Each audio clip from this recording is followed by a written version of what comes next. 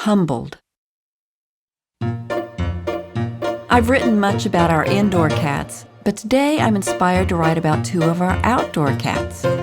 Whitey and Luke Skywalker, or just Luke, are outside of the family of indoor-outdoor cats. But they've decided that they want to settle down at our house. We believe that Whitey is the feral kitten that we were unable to capture 5 years ago. Now he's all grown up and huge, but it's quite obvious that he can't hear. In spite of this impediment, Whitey commands the attention and respect of Callie and Fuzzy as well as Luke. But he is quite gentle and non-aggressive. Luke, on the other hand, has a history of being as bad as his dad, Darth Vader. Get the connection? I've had to break up more cat fights between Luke and Callie than I can count.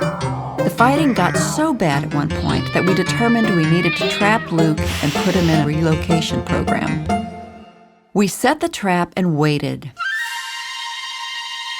Day 1, no action. Day 2, Luke walked around the trap eyeing the food inside.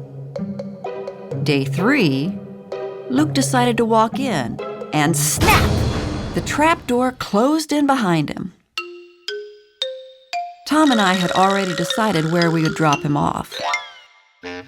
It was 5 miles away in a forested area near a stream where Luke could find all the food his little evil heart could desire.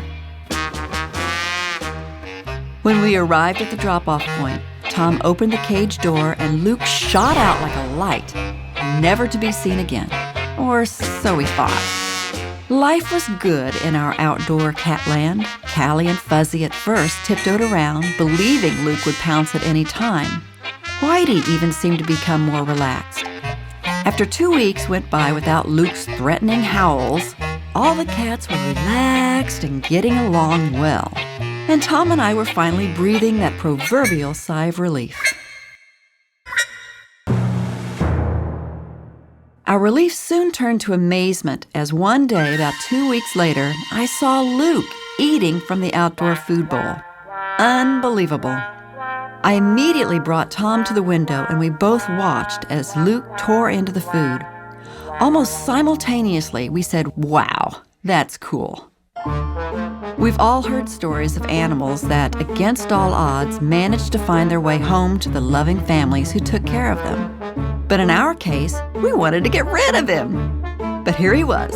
We went online to try to see, via Google Earth, just how many streams and major streets he had to cross just to get back to where he felt at home.